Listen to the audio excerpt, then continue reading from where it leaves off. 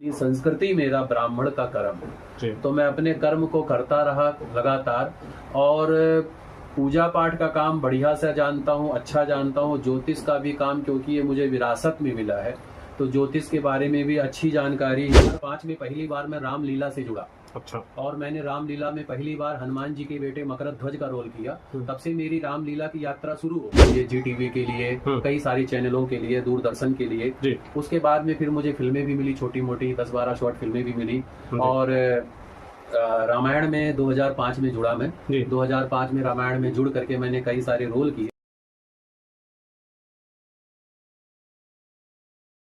दर्शकों, एक जो आपका स्वागत है। इस वक्त मैं आपको एक ऐसे पंडित जी की तस्वीर दिखाने जा रहा हूं जो किसी परिचय के मोहताज नहीं। पीतमपुरा शालीमार बाग से हमारे साथ मौजूद है पंडित किशन शास्त्री उर्फ किशन भारद्वाज जी। सबसे पहले लाखों हजारों करोड़ों मेरे दर्शक देख रहे हैं, अपना एक बार आप परिचय दें, आप अपने बारे में बताएं। आप सभी को नमस्कार। मैं पंडित किशन शास्त्री जी उर्फ किशन भारद्वाज आप सभी का स्वागत करता हूं, अभिनंदन करता हूं। मेरा परिचय है, मैं मूलतः श्री अयोध्या धाम से ही हूँ।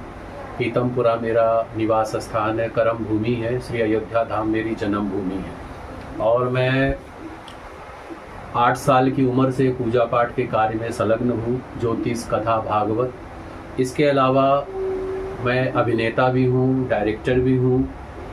एक्टर भी हैं आप? जी, एक्टर भी हूँ, डायरेक्टर भी हूँ मैं, और कथावाचक भी हैं आप? कथावाचक भी हूँ, और जोशी भी हैं आप? जी। तो अब आप विस्तार से बताएं, डायरेक्टर कब बने आप, किस उम्र बने, और आप जो है एक्टर कब बने, और कथावाचक कब बने, और जोशी कब बने, इसके बारे में बताएं। मैं जरूर बतलाना चाहूँगा आपको, सभी दर्शकों को। मैं 8 साल की उम्र से पूजा पाठ का काम कर रहा हूँ, और हमारे यहाँ पूजा पाठ का ही काम होता रहा है शुरू से ही। हमारे पिताजी, मेरे दादा परदादा सब यही करते आ रहे थे, तो विरासत में हमें भी यही प्राप्त हुआ। लेकिन जब मैं 16 साल का हुआ तो मुझे अभिनय लाइन की तरफ बहुत ही गहरी रुचि थी। मैं एक्टिंग की तरफ मेरी बड़ी गहरी रुचि थी, पर मेरे पूरे परिवार में कोई ऐसा व्यक्ति नहीं था जो मुझे इस बारे में बताता कि आप किस तरीके से अभिनेता बनेंगे, किस तरीके से आपको जो फिल्मों में जाएंगे। तो मैंने अपने आप प्रयास किया, भाग दौड़ किया, क्योंकि मेरी ये खुद की इच्छा थी जी। तो इसीलिए मैंने अपने खुद की इच्छा को ध्यान में रखते हुए और मैंने एक्टिंग कोर्स किया था 3 साल का, प्रीमियर पिक्चर एकेडमी के द्वारा जी। इसके बाद में फिर मैंने थिएटर ज्वाइन किया। थिएटर में मैंने करीबन 5 साल दिया। थिएटर में मैंने काफ़ी सारे प्ले किए। मंडी हाउस में मैंने काफ़ी सारे प्ले किए, और करीबन 36 नाटकों में मैंने काम किया थिएटर। बहुत बढ़िया जी। थिएटर प्ले मैंने 36 प्ले किए। उसके बाद में मुझे नुक्कड़ नाटक मिला 2004 में जी। पहली बार। तो नुक्कड़ नाटकों में भी मैं सभी पार्टियों के लिए नुक्कड़ नाटक कर चुका हूँ। फिर इसके बाद में मुझे कई सारे फिल्मों के सीरियल मिले, जैसे दहलीज, जिंदगी की महक, और कई सारे सीरियल मिले इंडिया न्यूज के लिए, जी टीवी के लिए, कई सारे चैनलों के लिए, दूरदर्शन के लिए जी। उसके बाद में फिर मुझे फिल्में भी मिली, छोटी मोटी 10-12 शॉर्ट फिल्में भी मिली।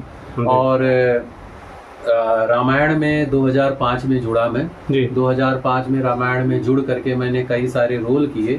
तो मैं अपना एक तरफ तो अपना कर्म करता रहा, क्योंकि क्या है कि एक्टिंग फील्ड में इतनी कमाई होती नहीं है, इतना प्राप्ति नहीं होती है, और क्योंकि मुझे इसके अलावा कुछ आता नहीं है, तो इसीलिए मैं अपने काम को मैं लेता हुआ अपने एक्टिंग फील्ड को भी मैं करता रहा। और अभी 2020 में मैं अयोध्या की रामलीला में जुड़ा, और उसमें मैंने भगवान शिव जी का पात्र निभाया, वशिष्ठ जी का। उसके बाद में 3 सालों से अयोध्या की रामलीला का डायरेक्शन कर रहा हूँ, और अभी इस बार भी आप सबके आशीर्वाद से मुझे अयोध्या की रामलीला का डायरेक्शन मिला है। बहुत बढ़िया। तो इसमें मैं डायरेक्शन देता हूँ मनोज तिवारी जी को, रवि किशन जी को, खेसारी जी को, और गिरजा शंकर जी को, भाग्यश्री जी को, अनिल धवन जी को, बिंदु दारा सिंह जी को, और सुनील पाल जी को, आदि बड़ी अनेक महान हस्तियों को मुझे डायरेक्शन देने का मौका मिलता है जी। तो ये जी। तो मेरा परिचय एक ये भी है कि मैं, जैसे आपको मैंने बताया कि मैं एक अभिनेता भी रह चुका हूँ और एक डायरेक्टर भी हूँ, लेकिन मैं मूलतः अपनी जमीन स्तर से जुड़ा रहा जी।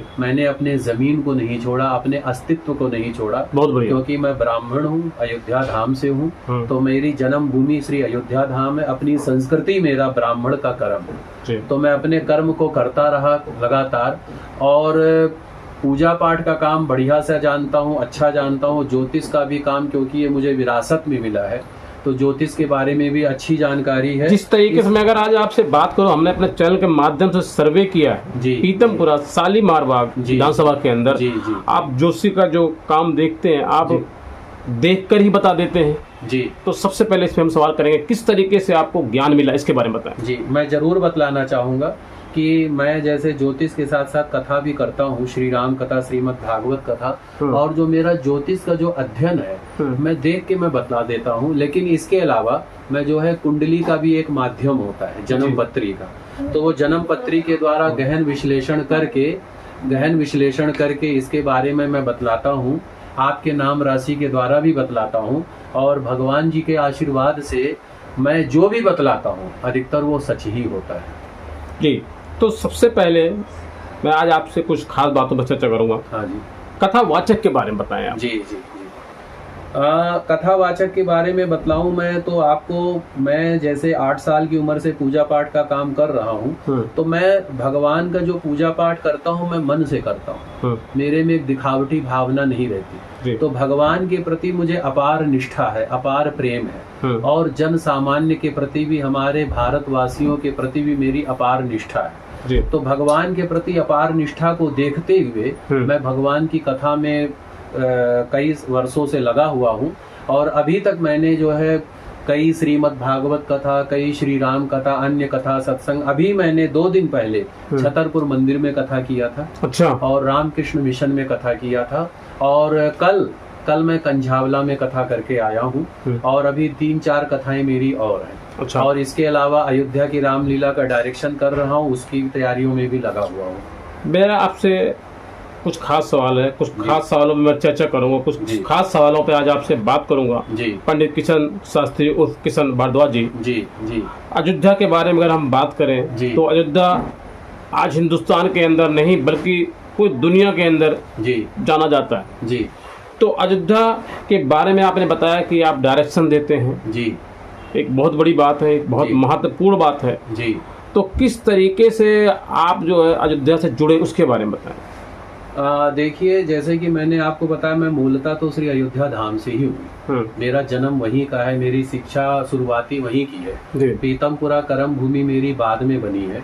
और दूसरा, मैं अभिनय लाइन में 2001 से काम कर रहा हूँ। एक्टिंग फील्ड में 2001 से काम कर रहा हूँ। 2005 में पहली बार मैं रामलीला से जुड़ा। अच्छा। और मैंने रामलीला में पहली बार हनुमान जी के बेटे मकरध्वज का रोल किया। तब से मेरी रामलीला की यात्रा शुरू हो गई। तो मैंने कई रोल किए, रावण, कुंभकर्ण, मेघनाथ, बाली, सुग्रीव। 2020 में अयोध्या की रामलीला में जुड़ा हूँ। अगर आपसे लोग संपर्क करना चाहें तो आपका मोबाइल नंबर क्या है? मेरा आपसे मिलना चाहें जी, कोई डायरेक्टर बनना चाहे, एक्टर बनना चाहे, आपसे कथावाचक हैं आप जी, जोशी हैं आप जी, आपसे लोग मिलना चाहे, कुछ दिखाना चाहे, कुछ जानना चाहे, तो क्या मोबाइल नंबर है आप बताएंगे एक बार? मेरा मोबाइल नंबर है 9999553127, और ये मेरा व्हाट्सएप नंबर भी है, मेरा कॉलिंग नंबर भी यही है। इस पर आप मुझे संपर्क कर सकते हैं। और आपकी जो भी मतलब अगर आप एक्टर बनना चाहते हैं, या आप कोई सांस्कृतिक कार्यक्रम करवाना चाहते हैं, या कोई कथा भागवत कराना चाहते हैं, ज्योतिषीय समाधान चाहते हैं, तो उसके लिए आपको उचित मार्गदर्शन मिलेगा और उचित सलाह मिलेगी आपको, और आपको संतुष्टि होगी मेरे कार्य से जी। तो दर्शकों, इस वक्त मैं आपको जो तस्वीर दिखा रहा हूँ पीतमपुरा शालीमार बाग विधानसभा से एक ऐसे जोशी की तस्वीर दिखा रहा हूँ जो किसी परिचय के मोहताज नहीं हैं। वो डायरेक्टर भी हैं, एक्टर भी हैं, कथावाचक भी हैं और जोशी भी हैं। तो सबसे पहले मैं अपने लाखों, हजारों, करोड़ दर्शक से ये कहना चाहूँगा कि स्क्रीन पर चल रहे नंबर से आप संपर्क कर सकते हैं। नंबर है 9999553127। आप इन नंबर पर संपर्क कर सकते हैं, सीधा डायरेक्ट संपर्क कर सकते हैं, चाहे आप कॉल करें, चाहे व्हाट्सएप बात करें, आप सारी डिटेल आपको यहाँ से मिल जाएगी। हमारे साथ भी जुड़े थे एक ऐसे पंडित जी जो किसी परिचय के मोहताज नहीं है, पंडित किशन शास्त्री उर्फ किशन भारद्वाज जी, दिल्ली की मुख्यमंत्री, सर्वश्रेष्ठ मुख्यमंत्री आपके विधानसभा पीतमपुरा शालीमार बाग विधानसभा से आती है। रेखा गुप्ता जी उनके बारे में बताएं, उनके कार्य के बारे में कैसा लगा आप?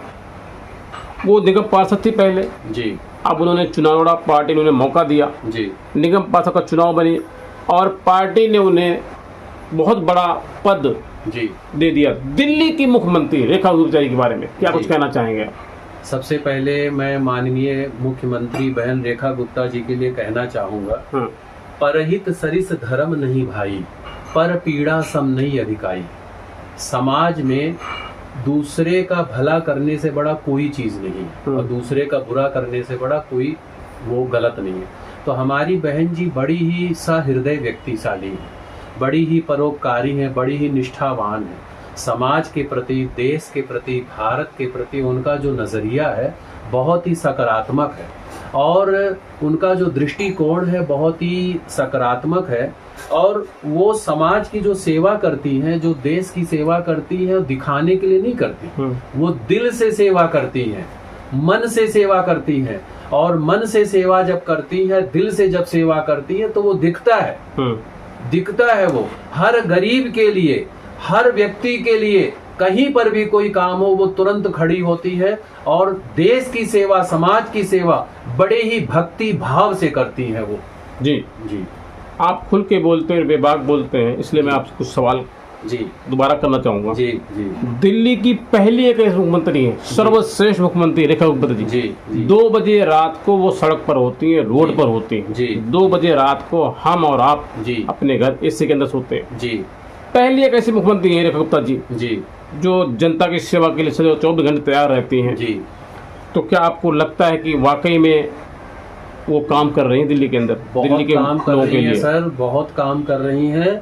और ऐसी मुख्यमंत्री हम सबको बड़े सौभाग्य से मिला। जैसे कि मैं कहना चाहूंगा, हमारे भारत के माननीय प्रधानमंत्री श्री नरेंद्र मोदी जी एक ऐसे प्रधानमंत्री जी हैं जो कई वर्षों के बाद में ऐसे प्रधानमंत्री जी हमें मिले हैं। ऐसी ही हमारी बहन रेखा गुप्ता जी, ये दिल्ली की सेवा तन मन धन से कर रही है। आप इनके दरबार में कभी भी चले जाए, इनके द्वार पर आपका कोई भी काम हो, आपका कोई काम रुकने वाला नहीं है। और दूसरी बात, इनके अंदर जो सबसे खास बात जो है, अहंकार बिल्कुल नहीं है, घमंड बिल्कुल नहीं है। सबको गले लगा लेती हैं, सबको प्यार करती हैं, सबको अपना जो है अपने तरफ से जो हो सकता है। अब आप देखिए, जब कोई व्यक्ति दिन भर कार्य करेगा, थकावट होगी, पर ना बिना थके, बिना रुके अपने कार्य में संलग्न है। और ये हमारा भाग्य है, ये हमारा सौभाग्य है कि हमें ऐसी मुख्यमंत्री जी हम सबको प्राप्त हुई हैं।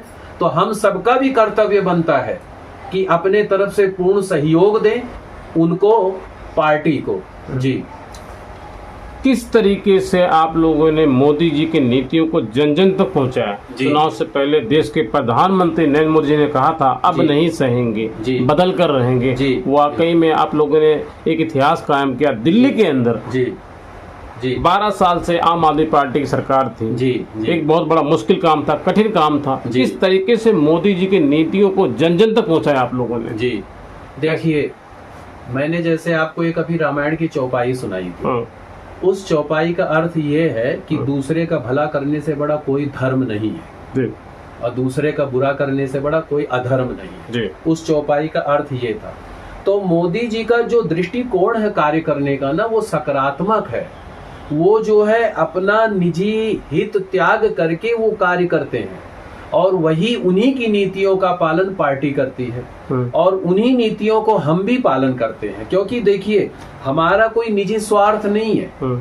हम ये चाहते हैं देश की सेवा करने के लिए कोई एक ऐसा व्यक्ति हो, ऐसा जो है मुखिया हो, जिसके बागडोर में हम सब लोग सुरक्षित रह सके, हम सब लोग सुरक्षित रह सकें। और अगर राजा हमारा न्याय प्रिय होगा, एक जो है समाज सेवक होगा, भगवान का परम भक्त होगा, धर्म को मानने वाला होगा,